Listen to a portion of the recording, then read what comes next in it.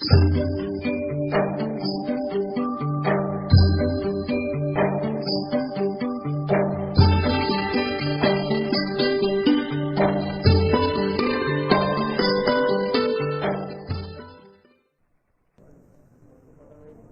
विगत 3 दिन से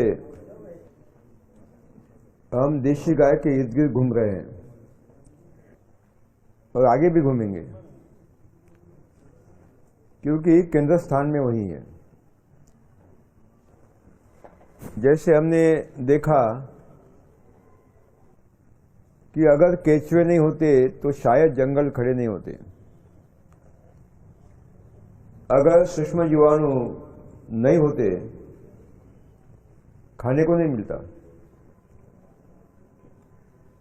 दोनों की अहम भूमिका है और इन दोनों के इर्द गिर्द सारी सजीवता घूम रही है। इन दोनों को काम में लगाने के लिए, जैसे मैंने कहा, कि जीवामृत की आवश्यकता है। जब भूमि के अंदर और ऊपर देशी केंचुओं के और सूक्ष्म जीवाणुओं के गतिविधियों के लिए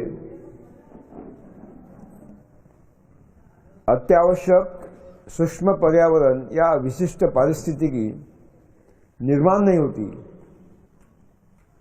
तो ये काम करना छोड़ देते हैं और डॉर्मेंसी में यानी समाधि में चले जाते हैं। आप बोलेंगे ये क्या बात है, केंचुए समाधि में जाते? हमने सुना था कि बाबा महाराज समाधि में जाते हैं, संत समाधि में जाते हैं नहीं है उनको मालूम, लेकिन केंचुए समाधि में जाते हैं तो कुछ हजम नहीं हो रही बात। साथियों, ईश्वर ने समाधि अवस्था हर सजीव को दी है, केवल मानव का एकाधिकार नहीं है, बाबा लोगों का एकाधिकार नहीं है। जैसे मानव समाधि ले सकता है, उसी तरह केंचुए भी समाधि ले सकते हैं, वनस्पति भी समाधि लेती है। मैं कुछ उदाहरण दूंगा आपको मालूम पड़ेगा। हमारे गांव में तालाब होते हैं ना, तालाब क्या बोलते हैं, पोखर बोलते हैं। नॉर्थ ईस्ट में, उत्तर पूर्वी में पोखर बोलते हैं, इधर जोहड़ बोलते हैं, राजस्थान में, पश्चिमी भारत में, और यहाँ तालाब बोलते हैं। बारिश में तालाब पूरे पानी से भर जाता है, बारिश के, और दीपावली के समय वो सूख जाता है। दीपावली के बाद वहां जाकर देखिए, आपको उस तालाब में सूखे हुए एक भी मेढक नहीं दिखाई देगा। मेढक माने, मेढक को क्या कहते हैं आप? हाँ, फ्रॉग, या हिंदी में फ्रॉग कहते हैं, मेंढक, ठीक है ना, नहीं दिखाई देगा। लेकिन जैसे ही मानसून की रात भर पहली धो बारिश आ गई, धुआंधार, सुबह आप उठकर सोकर उठ गए, आपके कानों में मधुर गुंजन बजता है, संगीत बजता है, ड्रॉ ड्रॉ ड्रॉ ड्रॉ। सही है, गलत है? जब आप देखते हैं जाकर तो बड़े बड़े मेंढक छलांग लगा रहे हैं। कहां से आ गए? ऊपर से आ गए बूंदे के साथ, बारिश के बूंदों के साथ आ गए? नहीं, तो कहां थे? भूमि में थे। कैसे थे? किस अवस्था में थे? समाधि में थे, समाधि। ईश्वर ने हर सजीव को समाधि अवस्था दी है, क्षमता दी है,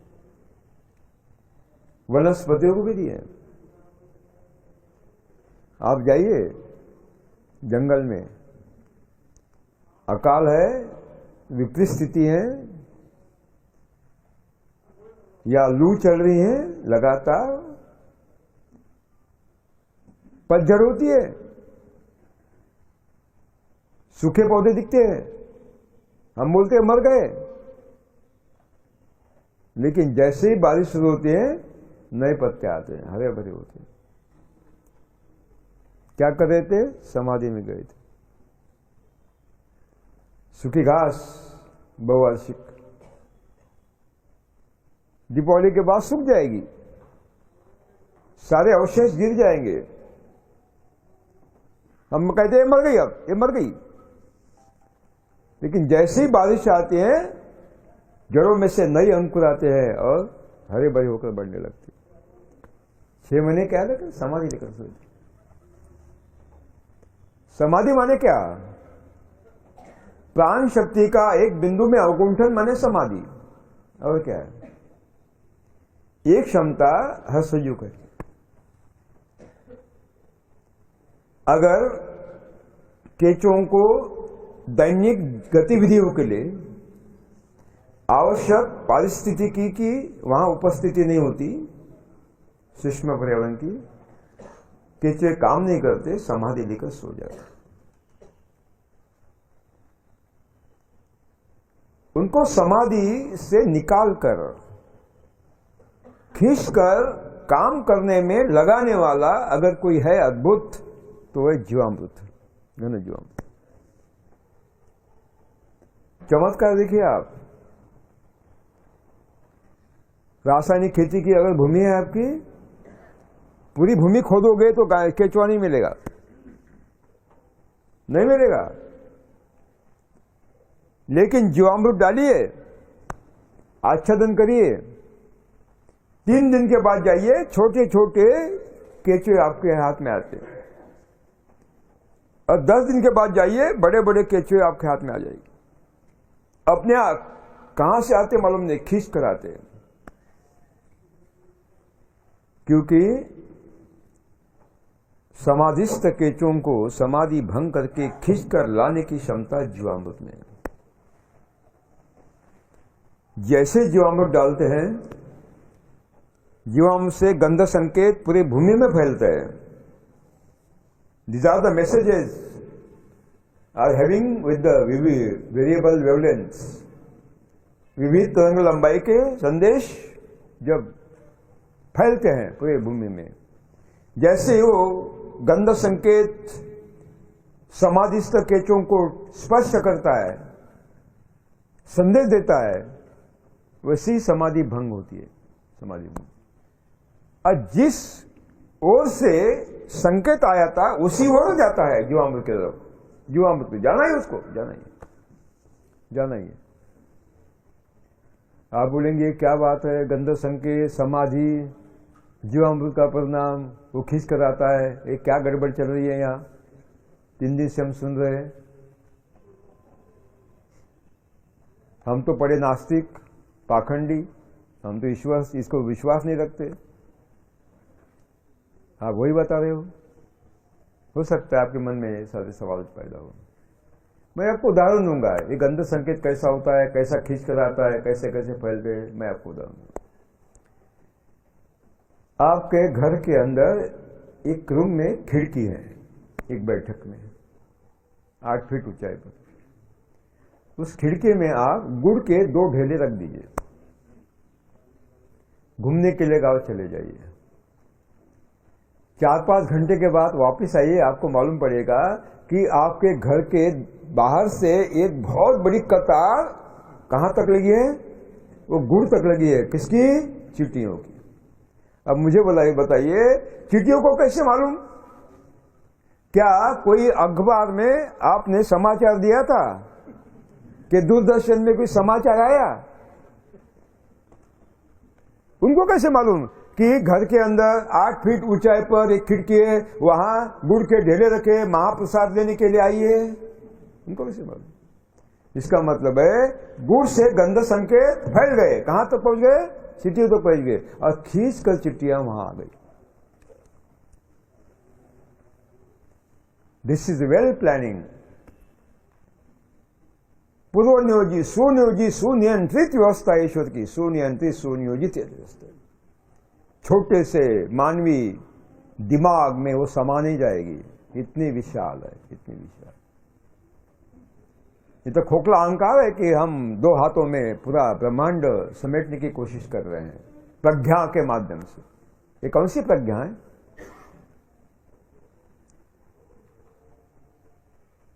साथियों, लेकिन ये जो केचुए हैं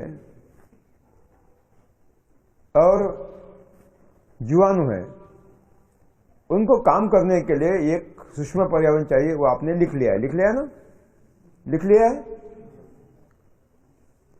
वो सूक्ष्म पर्यावरण तभी निर्माण होता है जब आप भूमि को क्या करते हैं? बिछावन से ढक देते। इसका मतलब है कि केवल जीवामृत से काम नहीं चलेगा, केवल बीजामृत का संस्कार करने से काम नहीं चलेगा, केवल जीवामृत का छिड़काव करने से नहीं चलेगा। अगर उनको कार्यरत करना है, कार्यशील करना है, तो हमें जीवामृत के साथ साथ क्या बिछाना होगा? बिछावन बिछाना ही होगा, बिछावन बिछाना होगा। जैसे मैंने कहा कि बिछावन माने हमारी भूमाता की साड़ी है। क्या है? साड़ी है। भूमाता को पहनी हुई साड़ी। साड़ी बोलते का साड़ी बोलते हैं? साड़ी। दिवाली को बच्चा माता के लिए साड़ी लेकर आता है, खरीदता है, खरीदता है ना। आपको कुछ महत्वपूर्ण बातें बताना मेरा कर्तव्य मैं समझता हूं। भूमि के ऊपरी 4.5 इंच सतह में ह्यूमस की निर्मित होते हैं और उसी क्षेत्र में वो संग्रहित भी होता है। इस 4.5 इंच भूमि ये बहुत बड़ी रिजर्व बैंक है, सही माने में भूमाता है। भूमा माता माने पत्थर नहीं, मिट्टी के कण माने भूमाता नहीं, काड़ी कुटा माने भूमाता नहीं। अरे वो तो निर्जीव है, वो तो निर्जीव है। भूमाता कभी निर्जीव हो सकती है क्या? भूमि में जो सूक्ष्म जीवाणु होते हैं, कीट होते हैं, वो भूमि। सजीवता माने भूमाता, सजीवता माने भूमाता।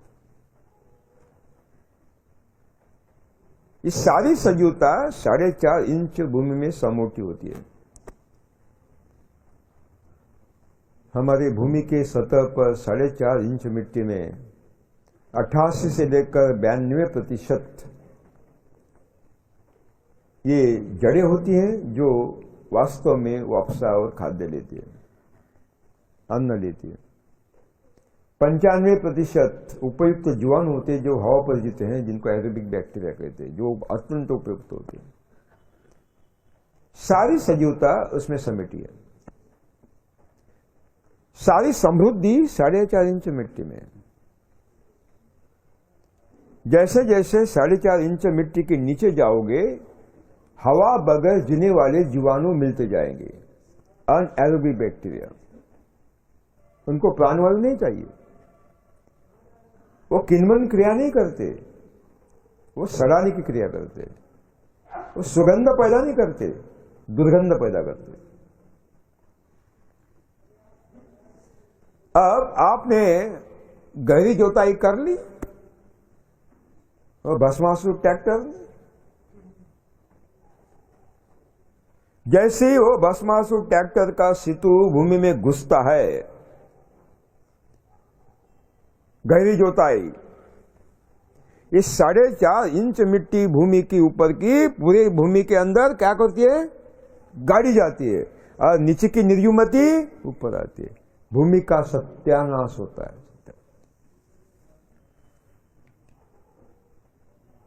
जो जीवाणु 4.5 इंच में पलते थे वो हवा पर जीने वाले होते हैं, उनको प्राणवायु चाहिए।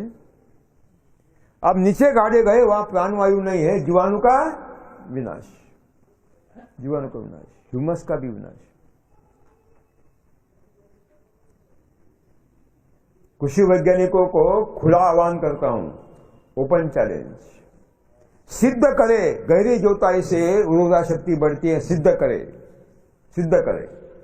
मूर्ख बना रहे हो किसानों को। साथियों, गहरी जोताई मत करे, गहरी जोताई मत करे। जोताई यानी आच्छादन ही होता है। आच्छादन के मैंने 3 भाग किए हैं, लिखिए। बिछावन, आच्छादन क्या करते हैं आप, क्या कहते हैं? आच्छादन। आच्छादन यह शब्द है पूरी दुनिया में बोला जाता है। हाँ बिल्कुल, Europe, America, Latin America, Africa, Asia, सब तरफ आच्छादन ही बोलते हैं। जो टर्म, जो शब्द इसमें उपयोग में आएंगे वो सारी दुनिया में बोले जाते हैं। आच्छादन। भूमि की सजीवता को, सजीवता माने हाँ, सजीवता को और उर्वरा शक्ति को सुरक्षित और संरक्षित करने का काम आच्छादन करता है।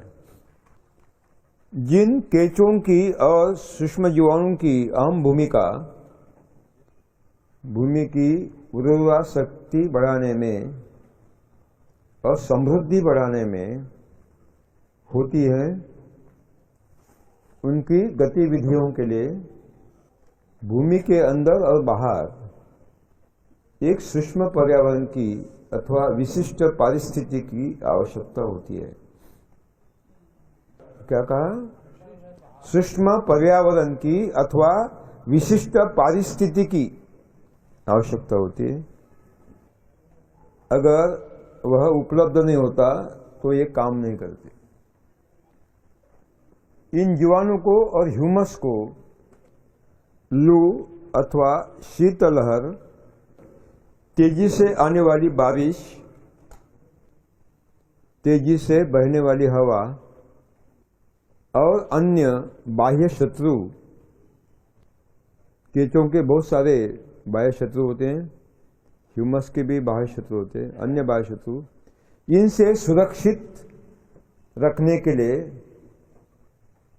आच्छादन की अत्यंत आवश्यकता होती है। आच्छादन 3 प्रकार के होते हैं। मृदा आच्छादन यानी मिट्टी का आच्छादन। संस्कृत में मिट्टी को मृदा कहा गया है। मुर्दा नहीं, ये मुर्दा वाला कौन है? अभी भूकंप में भेजना चाहिए उसको। मिट्टी का आच्छादन, संस्कृत में मिट्टी को क्या कहते हैं? मृदा कहते हैं। मृदाच्छादन, मिट्टी का आच्छादन यानी जोताई, यानी भूमि की जोताई। हाँ, यानी भूमि की जोताई, कल्टीवेशन। दूसरा है काष्ठ आच्छादन, यह है सॉइल मल्चिंग। पहले है सॉइल मल्चिंग, दूसरा है काष्ठ आच्छादन, स्ट्रॉ मल्चिंग। स्ट्रॉ मल्चिंग, काष्ठ आच्छादन मैं बताऊंगा बाद में काष्ठ माने क्या। काष्ठ आच्छादन, स्ट्रॉ मल्चिंग। और तीसरा है सजीव आच्छादन, लाइव मल्चिंग। लाइव मल्चिंग लिखिए। मृदाच्छादन माने भूमि की जोताई, मिट्टी का आच्छादन। कड़ी धूप से या अत्यंत शीत से, ठंड से भूमि का प्रसारण अथवा आकुंचन होता है। इससे भूमि को दरारें पड़ती है। दरारें पड़ती है ना, क्या बोलते हैं आप? दरारें, क्रैक्स, दरारें पड़ती है। और उन दरारों में से भूमि में स्थित नमी बाष्प उत्सर्जन क्रिया से, ट्रांस इवापोरेशन क्रिया से हवा में उड़कर जाती है, जिससे भूमि की आर्द्रता तेजी से कम होके जीवाणु और जड़ों के जीवन व्यापार के लिए आवश्यक नमी उपलब्ध न होने से पत्ते पीले पड़ते हैं, बाद में सूखने लगते हैं। डिहाइड्रेशन के माध्यम निर्जलीकरण होता है पत्तों में, पत्ते पीले पड़ते हैं, सूखने लगते हैं, नुकसान होता है। इस नुकसान को घटाने के लिए अथवा नुकसान बंद करने के लिए जोताई से क्या करते हैं, हम मिट्टी का आच्छादन बिछाते हैं, सतह पर मिट्टी का आच्छादन बिछाते हैं, जिससे नमी सुरक्षित रहती है और पेड़ पौधों को उपलब्ध होती रहती है। जोताई के 3 उद्देश्य होते हैं। एक, भूमि में हवा का संचालन करना, क्योंकि जीव जंतु और जड़ों को प्राणवायु चाहिए उनके अस्तित्व के लिए। 2, बारिश का संपूर्ण पानी भूमि में संग्रहित करना, क्योंकि जीव जंतु और जड़ों को आर्द्रता चाहिए, नमी चाहिए। और तीसरा उद्देश्य खरपतवार का नियंत्रण करना, निर्मूलन नहीं, नियंत्रण। बिना निमंत्रण पत्र का खरपतवार नहीं आते। जब हम यूरिया डालते हैं तो केवल फसल तेजी से नहीं बढ़ती, उसके साथ साथ क्या तेजी से बढ़ता है, खरपतवार भी तेजी से बढ़ती है। देखिए, जीरो बजट खेती में यूरिया डालना ही नहीं है, रासायनिक खाद डालना ही नहीं है, तो खरपतवार को तेजी से बढ़ने की संभावना ही नहीं खड़ी होती। जैविक खेती में ट्रक ट्रैक्टर से गोबर का खाद डाला जाता है। गोबर के खाद में खरपतवार के लाखों बीज होते हैं। उनकी सुप्तावस्था डॉर्मेंसी 6 साल तक होती है, यानी समाधि अवस्था 6 साल तक होती है, और नमी मिलते ही लगातार हर साल अंकुरित होते रहते हैं और समस्या बनते हैं। जीरो बजट खेती में गोबर का खाद डालना ही नहीं है तो निमंत्रण पत्रिका भेजने का कोई सवाल ही पैदा नहीं होता। सबसे बढ़िया अगर कोई खरपतवार नाशक दवा है, लिखिए, तो आच्छादन है, काष्ठ आच्छादन है। कौन सी दवा है बहुत बढ़िया? आच्छादन। खरपतवार के अंकुरों को बढ़ने के लिए सूरज की रोशनी चाहिए। भूमि को आच्छादन से ढकने के बाद उनको रोशनी मिलती नहीं, वो नीचे पीले पड़ते हैं और मर जाते हैं। हवा से भी खरपतवार के बीज बहकर आते हैं और मिट्टी में मिलकर समस्या पैदा करते हैं। जीरो बजट खेती में आच्छादन इन बीजों को रोकता है। ह्यूमस के कण बहुत हल्के होते हैं। हम हल्की जोताई भी करते हैं तो ऊपर आते हैं और हवा के झोंकों के साथ हवा में उड़ते निकल जाते हैं। इससे मिट्टी का ह्रास होता है, भूमि का ह्रास होता है। आच्छादन हवा को रोकता है और ह्यूमस को सुरक्षित रखता है। It is a border security force. बारिश की बूंदें प्रति सेकंड लगभग 30 फुट गति से आती हैं। अब तो गति बढ़ गई है ग्लोबल वार्मिंग के माध्यम से, अभी वो 55 फीट पर भी गई है। जैसे भूमि को स्पर्श करती है, खड्डा करती है।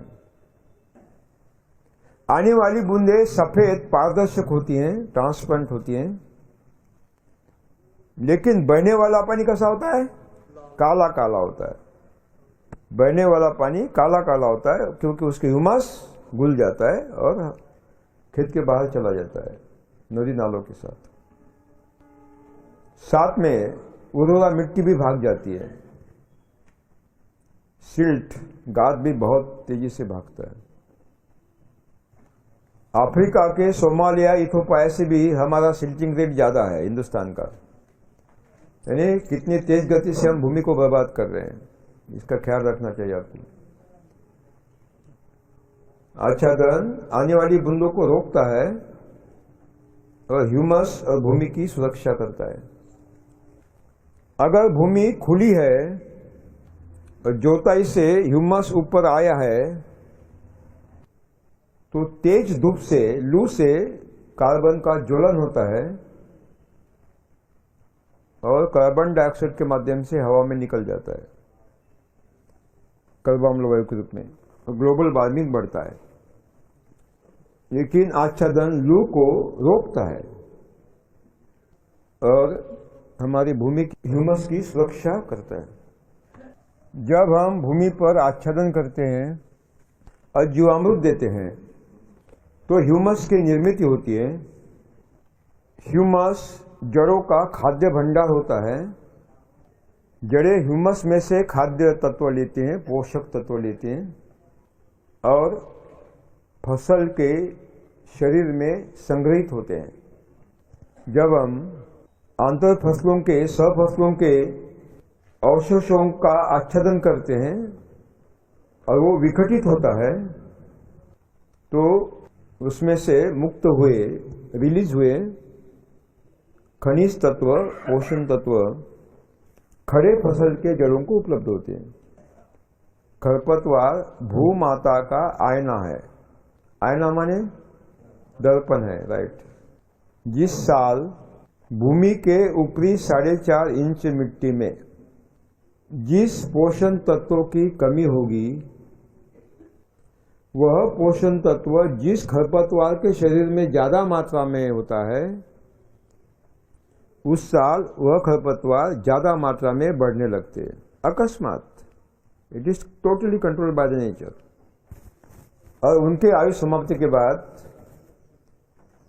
वो खनिज तत्व मिट्टी में मिल जाता है और संतुलन कायम होता है। इसे अद्भुत रचना है, अद्भुत रचना है।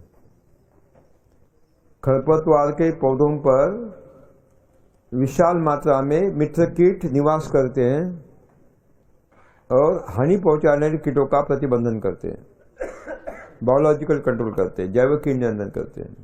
It is very beautiful system of the world. इसको क्या बोलते हैं? जैविक कीट प्रबंधन, है ना। उसी तरह खरपतवार के फूलों पर बहुत ज्यादा मात्रा में मधुमक्खी आकर्षित होती हैं और पराग सिंचन करती हैं फूलों में और हमारी उपज बढ़ती है। इसलिए खरपतवार बागवानी और गन्ने में हितकारक होने से उसका विनाश नहीं करना है, केवल मुख्य फसल के नीचे उसको रखकर काट कर डालना है।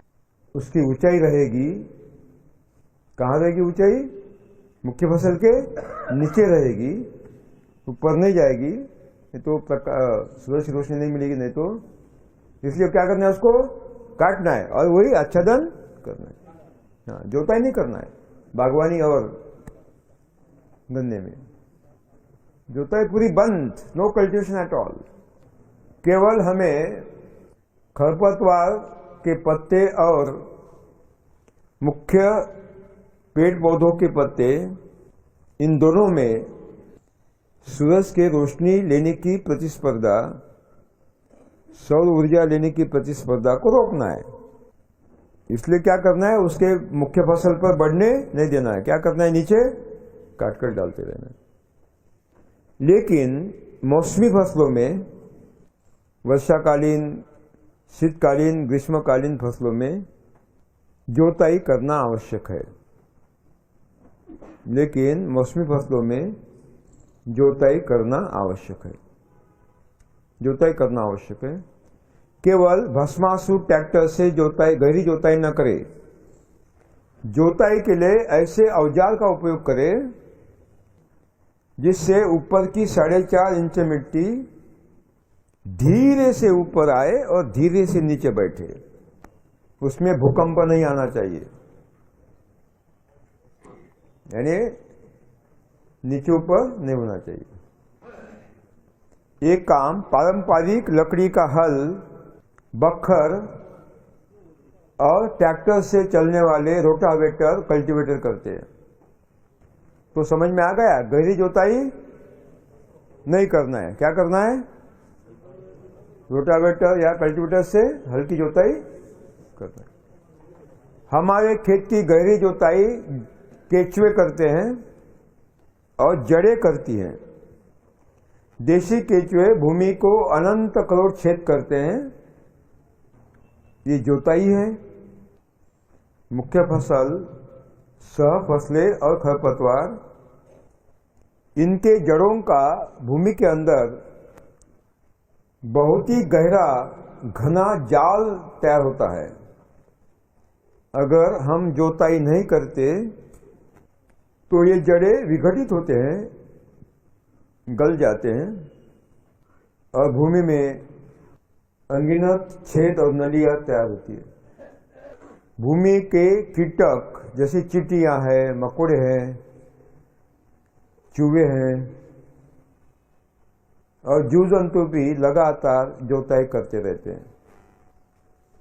तो हमारी जीरो बजट में जोताई कौन करेगा? फिर केचुआ करेगा, जड़ें करेगी और जीव जंतु करेंगे। हमें कोई करने की आवश्यकता नहीं। केवल मौसमी फसलों में हमें क्या करना है? हल्की जोताई करना है ना। समझ में आ गया? जोताई समझ में आ गई? किसके किसके घर में वो भस्मासुर है? हाथों पर करिए। सबके है, सबके है, सबके है, सबके है। आच्छादन के लिए एक दल और द्विदल फसलों के अवशेष उपयोग में लाना है। बाहर से चुरा कर नहीं लाना है, किसी से जबरन छीनकर भी नहीं लाना है। क्योंकि क्या होता है कि किसी पेड़ पौधे के नीचे के पत्ते आप उठाकर लाते हैं तो पत्तों में उस पेड़ के सारे साल का खाद्य तत्व, खनिज भरे हुए होते हैं। जैसे हम 12 महीने जितना भी चावल गेहूं लगता है पहले लाकर डालते हैं ना घर में, उसी तरह भंडार है उसका। जब वो पत्ते उठाते हैं तो उनकी जड़ें भूखी रहती है। ये पाप है। तो किसी के अधिकार को छीनकर अपना ताज बढ़ाना ये पाप है। इसलिए बाहर से चुरा कर नहीं लाना है। लिखिए, हमारे लिए आवश्यक आच्छादन मुख्य फसल में ही आंतर फसल के रूप में उपलब्ध करना है। गन्ने के सूखे पत्ते कौन कौन जलाएंगे? नहीं, हम बताएंगे सरकार को, इनको 10-10 लाख रुपए बख्शिश दे। कौन कौन जलाएंगे? आपका नाम मुझे दे दीजिए, हम दिल्ली में भेज देंगे। हाथ ऊपर करिए, कौन कौन जलाएंगे?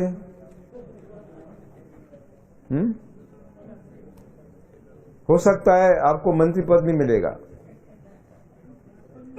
नहीं जलाएंगे? नहीं जलाएंगे? पैसे मिलने के बाद भी बहुत कट्टर हो। ठीक है, बहुत बहुत बढ़िया। मंदिर में लिखे, मंदिर में नारियल के अवशेष और फूल मालाएं उपलब्ध होते, वो भी लाकर उपयोग करिए। कृषि उपज मंडी में सब्जियों के, फलों के अवशेषों के ढेर लगते, वो भी आच्छादन के लिए उपयोग में लाना है। अनाज मंडी में व्यापारियों के पास पुराने फटे हुए बोरे थप्पी होती हैं। फटे बोरे की थप्पी लग जाती है उसकी मंडी में, उसका भी उपयोग आप आच्छादन के लिए कर सकते हैं। उसका भी उपयोग आच्छादन के लिए कर सकते हैं। पड़े होते हैं ना उनके पास, पड़े होते हैं ऊपर, वो बहुत ही अच्छा आच्छादन है, वनस्पति जन्य है। अब लिखे, और एक आच्छादन भ्रष्टाचारियों को गाड़कर भी हम कर सकते हैं। बहुत अच्छा होगा, बहुत अच्छा होगा, बहुत अच्छा होगा। भूमि ज्यादा समृद्ध होगी, ह्यूमस ज्यादा बनेगा।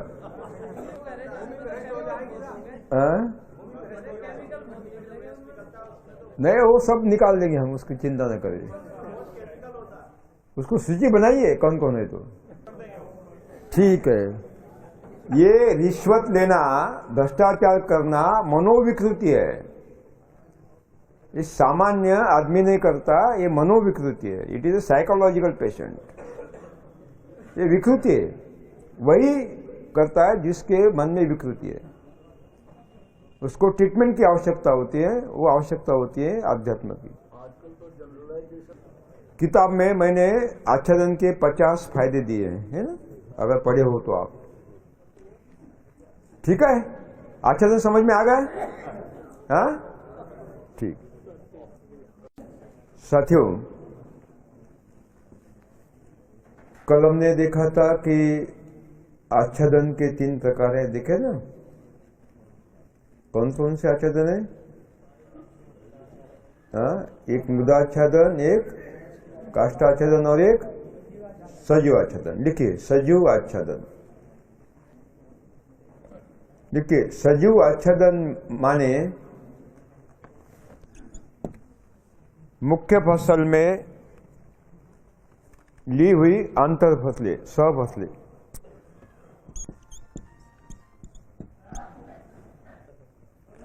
मुख्य फसल में ली हुई सफसलें। देखिए, सफसलों का चुनाव। नंबर 1, अगर मुख्य फसल एक दल है तो सहफसल द्विदल होना चाहिए। अगर मुख्य फसल द्विदल है तो सहफसल एक दल होना चाहिए। 2, अगर मुख्य फसल की जड़ें गहराई में जाती हैं तो सहफसल ऊपर बढ़ने वाली होनी चाहिए। ऊपर जड़ें वाली, जड़ें ऊपर बढ़ने वाली होनी चाहिए। ऊपरी क्षेत्र में अगर मुख्य फसल छोटी जड़ वाली होती है तो सहफसल बड़ी जड़ वाली होनी चाहिए, ताकि भूमि के सारे क्षेत्र से नमी और खाद्य उठाए। नंबर 3, सहफसलों की आयु मुख्य फसल के आयु की 1/3 अथवा आधी होनी चाहिए। जैसे अगर मुख्य फसल की आयु 180 दिन है तो सहफसल की आयु कितनी होनी चाहिए? 60 से लेकर 90 दिन। 4, सहफसलों के पौधे इतने ऊंचाई के होने चाहिए ताकि उनकी मुख्य फसल के पत्तों पर छाया न पड़े, जिससे उनमें सूरज की रोशनी लेने में प्रतिस्पर्धा न हो। 5, सहफसलें तेज गति से बढ़ने वाली और भूमि को ढकने वाली होनी चाहिए। 6, अगर मुख्य फसल के पत्तों को सूरज की रोशनी की पूरी प्रखरता, सूरज की रोशनी की पूरी तीव्रता, क्या बोलते हैं आप? तीव्रता सहन होती है तो सहफसलें ऐसी होनी चाहिए जिनको कड़ी धूप नहीं चाहिए, धूप छांव चाहिए। जिनको कड़ी धूप नहीं चाहिए, धूप छाया चाहिए अथवा छाया चाहिए। 7, अगर मुख्य फसल तेज गति से बढ़ने वाली हो तो सहफसल मंद गति से बढ़ने वाली होनी चाहिए। 8, मुख्य फसल अगर पतझड़ न होने वाली हो, पतझड़ माने पत्ते गिरने वाली न हो, तो सहफसल पत्ते गिरने वाली ही चाहिए। निरंतर जिसके पत्ते गिरते हैं, जैसे दलहन है। समझ में आ गया? हाँ। अब इसको थोड़ा विस्तार करेंगे। Let us elaborate it. मैं एक उदाहरण दूंगा आपको। चार युवा मई महीने में कड़ी धूप में 48 डिग्री सेंटीग्रेड 48° तापमान में बाहर धूप में टहलने के लिए चले गए, घूमने के लिए। धूप कितनी? 48 डिग्री। एक उसमें से ऐसा था जो मजे से चल रहा था, कड़ी धूप उसको सहन होती थी, उसको कोई तकलीफ नहीं होती थी। वो है मिस्टर टकलू। उसका नाम क्या है? मिस्टर टकलू। मिस्टर टकलू। इसमें एक दूसरा था, शायद किसी बड़े अधिकारी का बेटा हो, कभी कभी धूप में जाता था। वो धूप देखकर बोला, उसको तकलीफ होने लगी, तो धूप से बचने के लिए उसने रुमाल निकाला और रुमाल ऊपर बांध दिया। यानी उसको कड़ी धूप सहन नहीं होती, थोड़ी उसको क्या चाहिए? कम तीव्रता की धूप चाहिए। वो है मिस्टर रुमाल। एक तीसरा था, शायद किसी मंत्री का बेटा हो। धूप कभी कभी केवल सिनेमा में देखे होगी, ऐसी धूप होती है। तो तिलमिला गया, बाप रे, ये ऐसी धूप होती है, मैं तो मर जाऊंगा। तो उसने रुमाल भी बांधा, ऊपर से टोपी भी लगाई। क्या लगाई?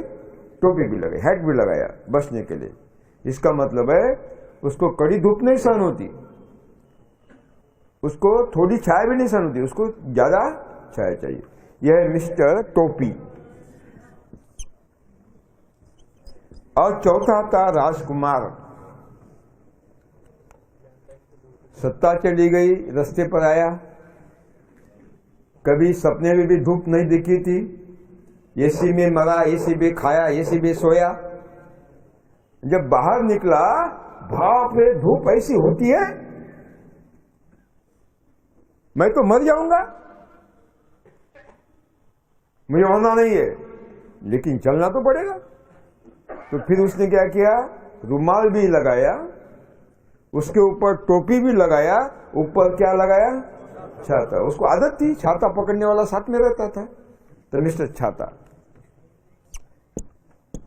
इसका मतलब है कि हर मानव को सूरज के रोशनी की समान तीव्रता सहन नहीं होती, अलग अलग तीव्रता सहन होने की क्षमता होती है। ईश्वर के कानून सबके लिए समान होते हैं।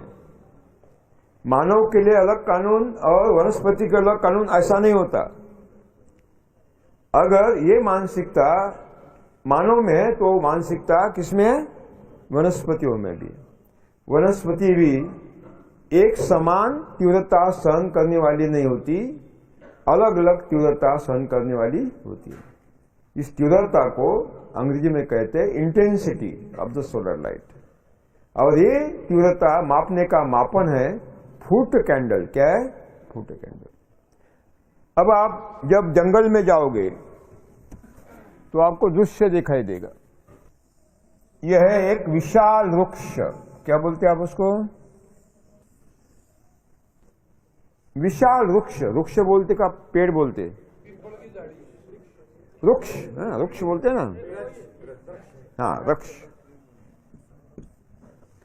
उसके हिलती डुलती छाया में ये पेड़, क्या बोलते हैं उसको?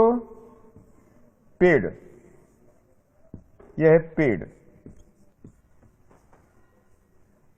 छाया में पड़ रहा है, हिलती डुलती है, यानी उसको धूप छाव मिल रही है। अब इस पेड़ के छाया में झाड़ी है। क्या है? झाड़ी बोलते? क्या बोलते आप? झाड़ी, बुश, मिस्टर बुश, झाड़ी। और झाड़ी के छाया में पौधे हैं अलग अलग ऊंचाई के। पौधे, और भूमि के सतह पर क्या है? फैलने वाली बेल है। These are creepers। यानी कितने स्तर है? वृक्ष, वृक्ष के नीचे पेड़, पेड़ के नीचे झाड़ी, झाड़ी के नीचे पौधे, पौधे के नीचे बेल, फैलने वाली बेल। पंचस्तरीय व्यवस्था। कितनी? पंचस्तरीय।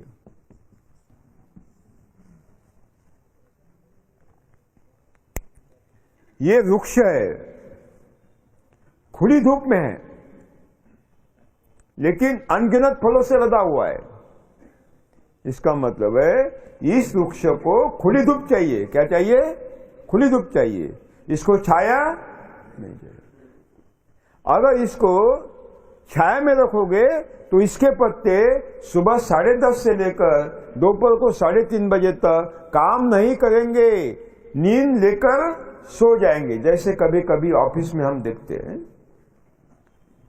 10 घंटे काम करेगा तो 2.25 ग्राम हमें उपज मिलेगी, और 5 घंटे काम करेगा तो उपज घटेगी बढ़ेगी? घटेगी। इसका मतलब है इसको धूप चाहिए तो क्या देना चाहिए? धूप ही देना चाहिए, इसको छाया नहीं देना चाहिए। कौन से ये है मिस्टर टकलू। लिखिए मिस्टर टकलू, लिखिए, पहले ये लिखिए। मानव के समान सभी वनस्पतियों को सूरज के रोशनी की समान तीव्रता सहन नहीं होती, अलग अलग तीव्रता सहन होती है। इस तीव्रता को फुट कैंडल इस मापन से मापी जाती है। That intensity of the solar light is measured by the measurement foot candle। Foot candle इस मापन से मापी जाती है। प्रकृति में पंचस्तरीय रचना होती है। सबसे ऊपर बड़ा वृक्ष खुली धूप में खड़ा, कड़ी धूप में खड़ा है, अनगिनत फलों से लदा है। इसका मतलब है इसको खुली धूप चाहिए, छाया नहीं चाहिए। ये छाया में काम नहीं करता। ये है सही हठ योगी। ये कौन है? सही मायने में हठ योगी है। खुली धूप की तीव्रता अलग अलग ऋतु में अलग अलग होती है। सबसे ज्यादा तीव्रता मार्च, अप्रैल, मई, जून में होती है ना, कड़ी धूप तपती है। 8,000 फुट कैंडल से लेकर 12,000 foot candle. The range is 8,000 up to 12,000 foot candle intensity. हाँ, 8,000 फुट कैंडल से लेकर कितनी? 12,000 फुट कैंडल। मार्च महीने में 8,000 फुट कैंडल। अप्रैल महीने में 9 से 10,000 फुट कैंडल, और मई जून में 11,000 से लेकर 12,000 तक भी पहुंचती हैं। और मई जून में 11,000 फुट कैंडल से लेकर 12,000 फुट कैंडल तक भी पहुंचती हैं। इस संपूर्ण प्रखर तीव्रता को सहन करने वाले बड़े वृक्ष होते हैं, और अनाज की फसलें होती है। अनाज माने तृणवर्गीय अनाज की फसलें होती है, ग्रामीणी परिवार की फसलें होती है। मैं बताऊंगा कौन कौन सी होती है। तो लिखिए, वृक्ष कौन से वृक्ष है इसमें? मिस्टर टकलू लिखे, खाली नीचे लिखे मिस्टर टकलू। मिस्टर टकलू कौन कौन है इसमें? आम, इमली, चीकू, सपोटा, कटहल, काजू, और कौन कौन से बड़े वृक्ष फल वाले? नीम, जामुन, राइट, महुआ, हाँ महुआ, नहीं आंवला नहीं, महुआ, महुआ होता है रामनाथ जी? महुआ होता है? कहाँ होता है? अच्छा, क्या उपयोग करते आप लोग महुआ का? तेल निकालते, खाने का तेल। और क्या करते हैं? हाँ, शराब। अच्छा, कैसी लगती है रामनाथ जी? कैसी लगती है? नहीं, नौकरी समय मुफ्त में मिलती है ना? हाँ, तो कैसी मिलती है, कैसी लगती है? इससे अच्छी होती है। अच्छा, यानी आपको मालूम है? ठीक है, ठीक है, बहुत बढ़िया, बहुत बढ़िया, ठीक है। हाँ, और कौन से बड़े वृक्ष? सागौन, पीपल, बरगद, नारियल, बड़े वृक्ष, शीशम, राइट, दैट इज करेक्ट। बड़े वृक्ष कौन कौन से? और खाने के बताइए। हाँ, फल के पेड़, बड़े वृक्ष, हाँ, बेल, कदम, राइट, काजू लिया ना, काजू लिया, बेल, जामुन भी लिख लिया। लीची बड़ी होती है ना? लीची बड़ा वृक्ष होता है क्या? मीडियम होता है ना? मीडियम, हाँ, पेड़ में आएगा, वो पेड़ में आएगा, ठीक है। हाँ, ठीक है। अब लिखिए धान, गेहूं, जिनको कड़ी धूप चाहिए ऐसे, धान, गेहूं, मक्का, ज्वार, बाजरा, रागी, नवनी, कोदो, कुटकी। रागी का बीज देंगे हम आपको, जून को बोना है आपको, बिल्कुल बिल्कुल देंगे। इतनी पौष्टिक है, बहुत बढ़िया है, बच्चों को सबको खिलाने के लिए। उसकी रोटी बना सकते हैं, उसकी खिचड़ी बना सकते हैं, उसका भात बना सकते हैं, और उसका ये दक्षिण भारत में खाते हैं ना, इडली बना सकते हैं। उसका वो बड़ा होता है ना, डोसा भी बना सकते हैं। बहुत बढ़िया लगता है, बहुत बढ़िया लगता है। मैं तो दक्षिण भारत में जाता हूँ तब ये खाता हूँ। पहली डिमांड होती है रागी का बनाओ, कड़वी नहीं होती, बारीक होती है, बारीक होती है। सावा होता है ना, सावा अपने धान में निकलता है, सावा निकलता है, बारीक होता है ना, उसी तरह। बहुत पौष्टिक है, बहुत पौष्टिक है। यानी रागी की 1 रोटी खाइए और आपके गेहूं की 10 रोटियां खाइए, बराबर है। इतनी पौष्टिकता होती, भूख नहीं लगती जल्दी। सबसे ज्यादा पौष्टिक वही है रागी, नवनी, कोदो, कुटी। आज नहीं मिलेगा आपको, उपलब्ध हो जाएगा, चिंता न करें। वो क्या थोड़ा लगता है? 1 एकड़ में ज्यादा से ज्यादा आधा किलो बहुत हो गया, बहुत हो गया। बारीक दाने होते हैं।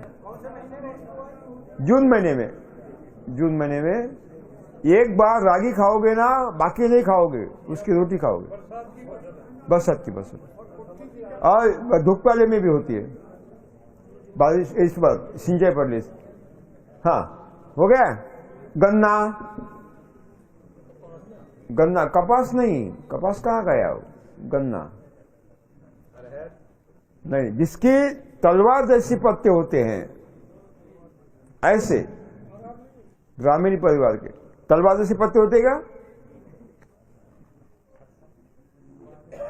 ठीक है, लिखिए, इन सबको कड़ी धूप चाहिए, छाया नहीं चाहिए। अब लिखिए मिस्टर रुमाल। इसमें पेड़ आते हैं, लिखिए इसमें पेड़ आते हैं, पौधे भी आते हैं। इनको कड़ी धूप नहीं चाहिए, धूप छांव चाहिए। धूप आई छाया आई, धूप आई छाया आई, इस तरह का माहौल चाहिए, चाहे पत्तों का हो या बादल का। इनमें अनेक गट है। गट नंबर 1, सभी पेड़, आंवला, अमरूद, किन्नो, माल्टा, संतरा, मौसम्बी, उसमें लीची आएगी, लीची उसमें आएगी, लीची आएगी। इसमें अंजीर आएगा, आड़ू भी आएगा, आड़ू इतना मीडियम होता है ना। अंजीर आएगा, देशी केला आएगा, देशी केला जो ऊंचा पड़ता है, सुपारी, और बाकी मध्यम ऊंचाई के पेड़, बाकी मध्यम ऊंचाई के पेड़। हाँ, सभी पेड़। ये नंबर 1 गुड हो गया। अब गुट नंबर 2, सभी दलहन, सभी दलहन। नंबर 3, सभी तिलहन। नंबर 4, सभी सब्जियां। सब्जियों को भी मई महीने की कड़ी धूप नहीं चाहिए, सभी सब्जियां। नंबर 5, सभी फूल। फूलों की धारणा भी मई महीने में कड़ाके के धूप में नहीं होती। इन सबको धूप छांव चाहिए, जिसकी तीव्रता 6000 से लेकर 8000 होती है, फुट के अंदर होती है। 6000 से लेकर 8000 फुट कैंडल होती है। तो इनको क्या चाहिए, कड़ी धूप चाहिए क्या? नहीं, इसको बड़े वृक्ष के नीचे हमें लेना पड़ेगा। नंबर 3, मिस्टर टोपी। इन पेड़ पौधों को कड़ी धूप नहीं चाहिए, धूप छाव भी नहीं चाहिए, हल्की सी छाया पे चाहिए। इनमें लिखिए शरीफा, अनार, करी पत्ता, केला, कॉफी, कोको, विलायची, इलायची क्या बोलते हैं आप उसको? इलायची। हाँ, ये अपना कैस्टर को क्या बोलते हैं? अरंडी, अरंडी इसमें आती है। और कौन से उत्तरी भारत में जो फलों के पेड़ है और झाड़ी जैसे होते हैं? नहीं, माल्टा तो लिया, नंबर 2 में है ना माल्टा। माल्टा, नींबू नंबर 2 में है। हाँ, बेर, छोटे बेर। बड़े बेर तो देशी बेर नंबर 2 में है। बेड़ी बेर नंबर 2 में, झाड़ी वाले बेर इसमें आते हैं। ठीक है, ठीक है ना। अब लिखे 4, मिस्टर राजकुमार। क्या नाम है उसका? मिस्टर छाता, मिस्टर छाता। हाँ, इसमें लिखे मिर्च, हल्दी, अदरक, काली मिर्च, पान बेल, खाने की पान, वेनिला। वेनिला आप आइसक्रीम खाते हो ना, वो इसकी बेल होती है वेनिला की, उसको फल्ली लगती है, और फल्लू के जो बीज होते हैं ना, उसका वेनिला बोलता है। अपने यहाँ अगर टेम्परेचर कम है तो यहाँ भी हो सकता है, लेकिन यहाँ टेम्परेचर ज़्यादा होने से नहीं होगा। हाँ, ये सब आते हैं। इनको लिखे, इनको धूप नहीं चाहिए, धूप छाव भी नहीं चाहिए। अरबी भी आएगा इस वर्ग में? अरबी, बड़े पत्ते होते हैं, सब्जी में आ गया। अरबी कंद है क्या? कंद, हाँ कंद आएगा। हाँ, सारे कंद इसमें आएंगे। आलू सब्जियों में आएंगे, आलू सब्जी में आते हैं। इनको 3700 से लेकर 5000 फुट कैंडल तीव्रता सहन होती है। इसका मतलब है उनको छाया चाहिए, इसका मतलब है इनको छाया चाहिए।